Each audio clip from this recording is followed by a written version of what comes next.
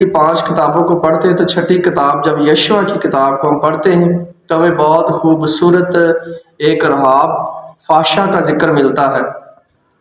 Bible بیان کرتی کہ جب خدا کا بندہ موسیٰ جانے کو تھا، اس کی دن پورے ہو چکے، تو اس نے خدا نے یشوع سے کہا کہ میرا بندہ موسیٰ جو ہے وہ اب مرنے والا ہے، تو لہٰذا تو اسرائیل کو لیڈ کر۔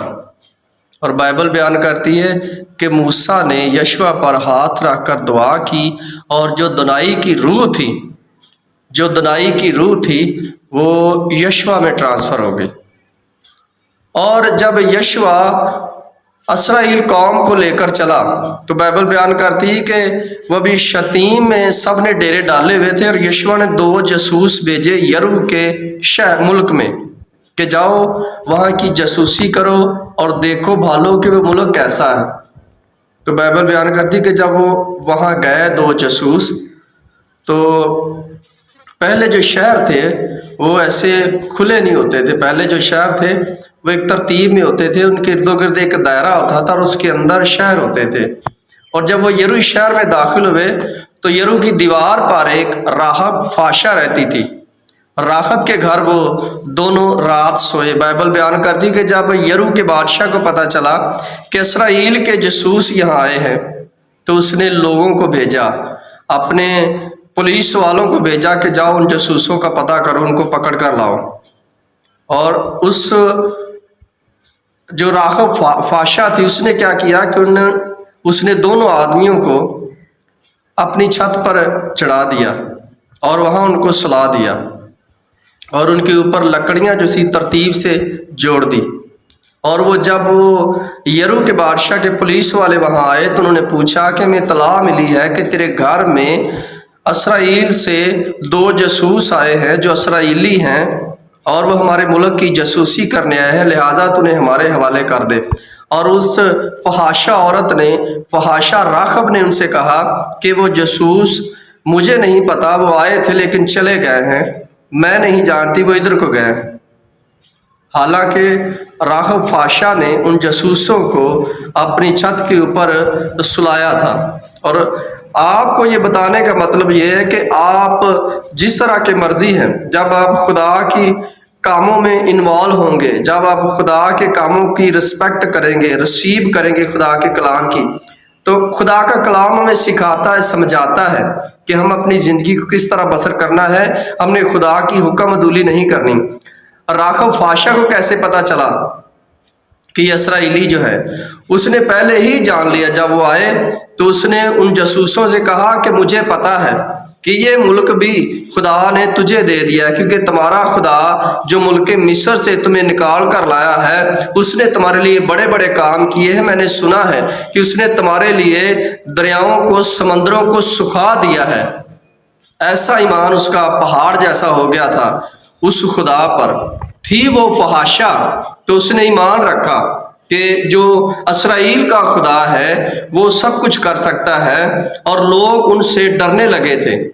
جب وہ نکلتے تھے، جنگل میں چلتے تھے، تو جب رستے میں کچھ جو آتے تھے، ملک یا دیش یا شہر آتے تھے، وہ لوگ ان سے ڈرتے تھے کہ یہ خدا کے سن ہیں، یہ خدا کے لوگ ہیں، اور خدا ان کی ہیلپ کر رہا آنے جانے میں۔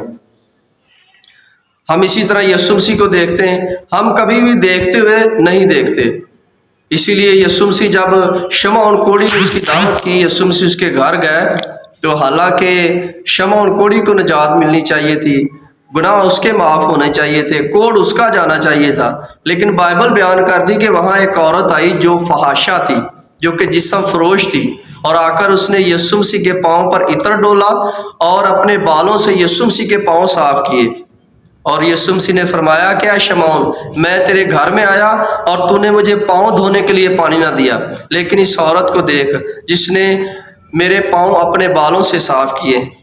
ایسا یسوع مسیح نے کیوں کہا؟ کیونکہ شمعون یہ سوچ رہا تھا کہ اگر یہ نبی ہوتا، اگر یہ استاد ہوتا تو اس کو پتا ہوتا کہ یہ عورت کتنی فحاشا ہے، یہ کبھی بھی اپنے نزدیک اس کو آنے نہ دیتا۔ تو یسوع مسیح نے کہا کہ اے شمعون، 2 قرض دار تھے جنہوں نے کسی शाहूकार का कर्ज देना था, और एक के 500 थे और एक के 1000 थे।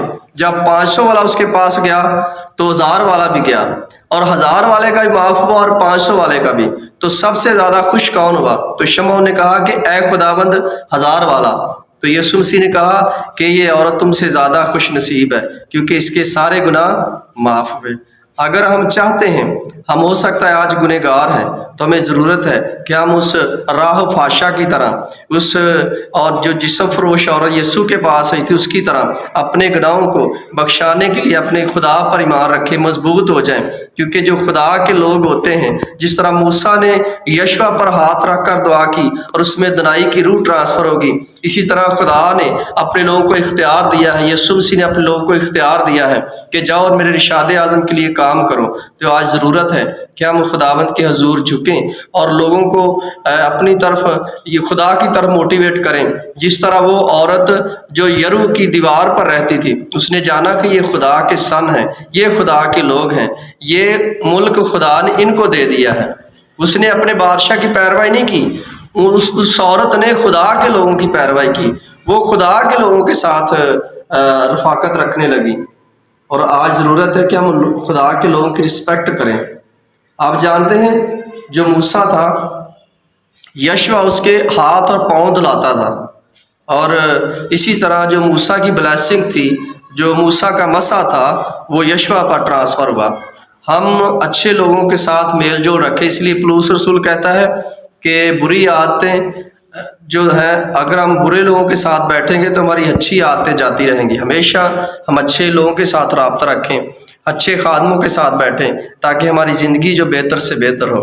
तो मेरे जीजो, आप जानते हैं कि वो जो राखब फाशा थी, उसका बाइबल मुकद्दस में 40 बार जिक्र आया है, 40 दफ़ा उसका जिक्र आया है। और उसने कहा कि जब तुम इस मुल्क पर कब्जा करने के लिए आओ तो मेरे माँ बाप बहनों भाइयों को छोड़ देना। तो उन्होंने उनके साथ प्रॉमिस किया, उस औरत के साथ, कि जब हम इस मुल्क पर कब्जा करने के लिए आएंगे तो तेरे पूरे खानदान को छोड़ देंगे, पर तो एक काम करना, अपनी रस्सी जो लाल है वो अपने इस दरवाजे पर गाड़ देना, ताकि हमें पता चले कि ये हमारी साइड से ये औरत है। तो मेरे अजीज़ों, अगर बचने का तरीका यही है कि हम खुदा के साथ राब्ता रखें और अपनी ज़िंदगी को गुनाहों से बाज रखें और खुदा की तरफ आएँ। खुदावंद आप सबको बरकत दे, आप सबके साथ।